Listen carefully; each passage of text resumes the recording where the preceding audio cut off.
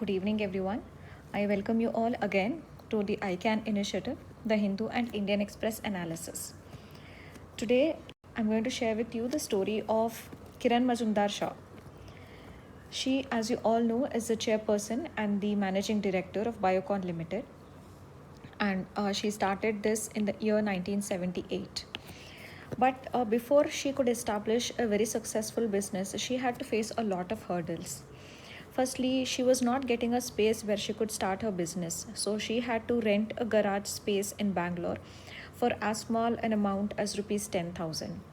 Also, when she approached the banks for loans to start her business, most of the banks they just returned her saying no because they were very apprehensive. She was only 25-year-old that time, and women entrepreneurs during those days was a very rare case. So they were very apprehensive that she might not form a very successful business. And also during that time biotechnology itself was a very new field, so banks did not even want to give a loan to her. And she also faced difficulties with respect to finding employees for her. Nobody was getting ready to be employed under her because one, she was a woman, and it was a rare case to work under a woman in those days. And also because as I said, biotechnology was a new field, people did not want to risk. And finally she found her first employee to be a retired garage employee itself. So this shows first of all the spirit and the indomitable spirit of Kiran Majumdar Shaw, that in spite of so many odds, in spite of so many hurdles on her way, she was very determined to find it. She was very determined to stick to her path, and she made determined efforts day in and day out to reach where she actually has reached now. Also, it shows the confidence that she had in herself. In spite of being a woman, in spite of biotechnology being a new field, she was never shy to start off that business. It shows that she was not failure. She was not fearful of failure. She was okay to fail, but yet she wanted to attempt this. So this shows that she did not have the fear of failure in her. So it also shows her risk taking abilities. Each one of us will have to take risk in our lives at one point of the time or others to have that long leap. So that is what she took, the leap of faith. And then uh, in 2004 itself, she was declared to be the richest woman in India. And her business that time itself stood at a net worth of more than 2000 crore. So this shows, one, the power of women. Two, that if you don't have a fear of failure, then to what heights you can reach. Then three, it shows how if you are determined to do something, to achieve something, then no matter how many hurdles come your way, you will definitely do it. So now we'll move to the first topic, which is about the role of WHO. So recently, as you all know, that the United States President Donald Trump has said that he would be stopping the donations that United States gives to WHO.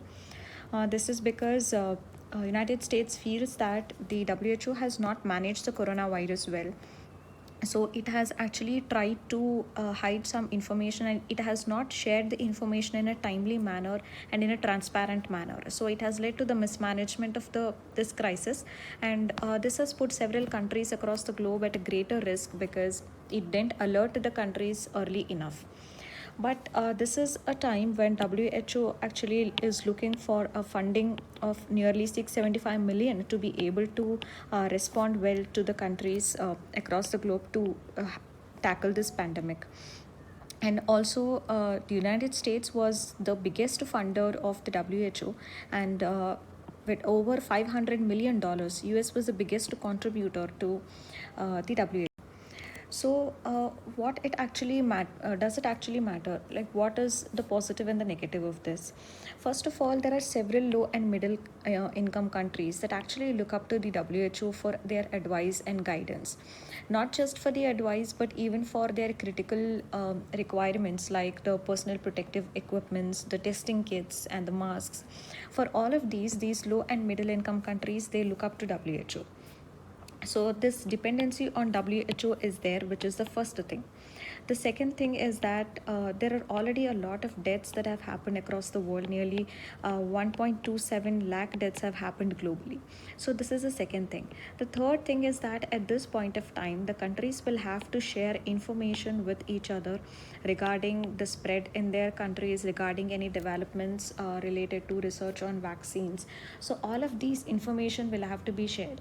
Also, if suppose if WHO funding is stopped at this point of time, then the countries among themselves may also adopt some unethical practices. For example, the countries might stop trading with each other the personal protective equipments or masks, etc., and the drugs, for instance, which countries are doing at present this point of time. So without WHO, this global cooperation would come to a standstill. So because of all these things, it is very important that WHO as an institution should at this point of time promote the solidarity, and we must support WHO at this point of time. Yes, we must question the functioning of the institution, but we can do that after the countries across the globe tide over this crisis, then it can be taken up. But this is not the time to do that. So this shows how United States is the major funder in WHO, contributing to 14.7% of its overall revenues, and where all the money goes is also given.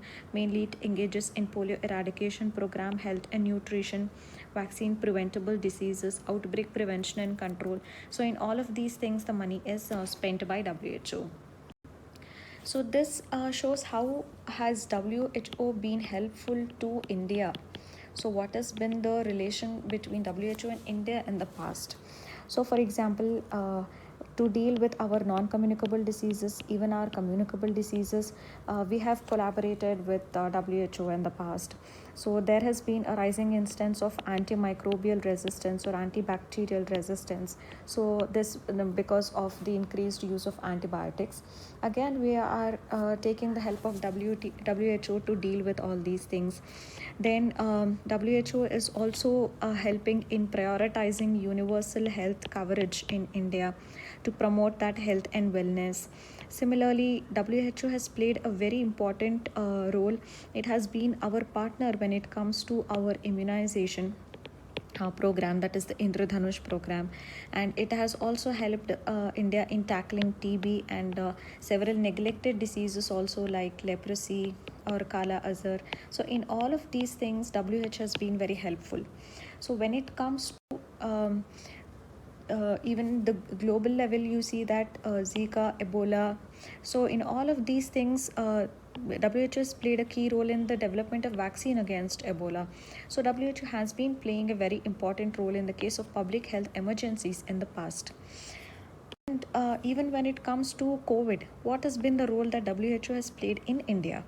So we have been, the Ministry of Health and Family Welfare has been working closely with WHO.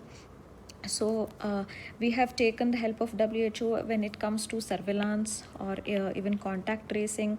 Then hospital preparedness, that is training on infection prevention and control, cluster containment plan. For all of these things, we have collaborated with the WHO, because ultimately both have the same resolve to overcome this unprecedented challenge. So there has been cooperation even during the COVID crisis. So this shows, this was about the WHO, how what role it has played in India in the past, and how it is playing a role at this point, at present crisis also, and the recent development with regard to the funding from United States. So the next thing we come to is an example in good governance. So this we can see is an example from Rajasthan. So during the COVID crisis, several of these migrant workers and laborers have been now stranded in different cities, and they are facing issues with respect to cash, with respect to food, and with respect to shelter. So they need to be helped because they are the most vulnerable set of population at this point of time. So for that, the Rajasthan government, what it has done is, in several of its cities, it had started, for example, in Udaipur, it has started the Jan Sambal kits. And similarly in Bikaner, it has started the Janta Rasoi Kendras in Bikaner has been started. Then Wheat Bank has been started in Kota. So like that, several such initiatives have been started by the Rajasthan government, particularly targeting these poor and the destitute migrant workers, for whom through food security has become a major concern during the lockdown now. So through these initiatives, they have been given cooked food, and also they have been given dry rations. So these are being given to the people, and this is an example of good governance. It first indicates that they have put these migrants at the center of this initiative. So it indicates a citizen centric governance, and it also has proactively took up this issue that these migrant workers are facing, and it has done its bit for whatever it can do to these migrant workers. So it shows a proactive governance and it shows citizen centric governance, which are the core pillars of a good governance. So, whenever we talk about good governance, it is very important to know this 8 pillars of good governance. So, these 8 pillars of good governance, how can you remember them? So, there's a simple trick. You have to remember crab tree. So, crab tree is what you have to remember the pillars of good governance. So, C means consensus oriented, R means responsive, A is accountable, P is participative, T is transparent, R is rule of law, E is efficient and effective, and another E is equitable and inclusive. So these are the 8 pillars of good governance, and that can be remembered with this Crabtree trick. So we'll move on to the next one. It is a welfare schemes. So this was in continuation of what we had studied yesterday. So yesterday we studied that government said free tests should be made available to the people who are covered under the Jan Arogya, that is the Ayushman Bharat scheme. But for this, the number of the poor who are selected will be from the ACCC 2011 data. But then it was found that several of the families were missing from this. So some names are appearing in this, but these families are not there now. So several of these families are actually missing now. So this is what even the today's article is saying, that nearly 10 crore people are excluded from the public distribution system because the 2011 census data is used to calculate the NFSA beneficiaries, and that is outdated. So that is what it is saying, that because the 2011 census data is used, which is now outdated, so several eligible people are now actually getting excluded, because under NFSA 67% of the population was being covered. So but that had assumed a 121 crore population in India, but now at 137 crore population, this has to be increased. So but accordingly that is not happening, and only 67% of the population is receiving benefits under the PDS scheme. So which means nearly 10 crore people have been excluded from the PDS. So this is about how inclusion and exclusion matters in the welfare schemes in India. There have been so many schemes where inclusion exclusion errors happen, like the PDS scheme, the Manrega scheme, and so on. So this has led to a number of cases where genuine beneficiaries are not able to receive the benefits of welfare programs that have been intended to them. So this is a very huge concern. So this many times you will find a question in the mains saying that critically analyze the reasons for success or otherwise of the welfare schemes in India. What are the causes for below par implementation of or operation of the welfare schemes in India? So one of the reasons is that in the first place, the beneficiaries itself. So there are a lot of inclusion exclusion errors that are happening when it comes to the welfare schemes. Those who deserve are not getting the benefits. So this is one of the drawbacks, or this is an area which needs to be worked upon. So this you can cite as an example. Okay, so here they have given some statistics that about 7 lakh applications for ration cards are pending in Jharkhand alone. And also, even when the people apply for the new ration card, the state government doesn't give them ration cards, because every state government has an allocated amount of money that the center gives to the states. So if the state accepts more ration cards, then it will have to bear the expenditure from its own pocket. So that is why the state governments, because of revenue shortage, they are not even uh, accepting the new ration cards. So that the numbers provided, so that the money does not exceed what the central government provides them. So this is also one of the drawback. We'll move on to the next one, which is the impact of COVID on environment. We have already seen some examples related to this twice before in the videos. So this was a data that was present in the article, where the CPCB, Central Board of Pollution Control, has noticed that in Delhi, the PM10 levels have reduced by 44%, PM2.5 has reduced by 34%, and nitrogen oxide has reduced by 51%. So this indicates how the lockdown has had bearing on the environment.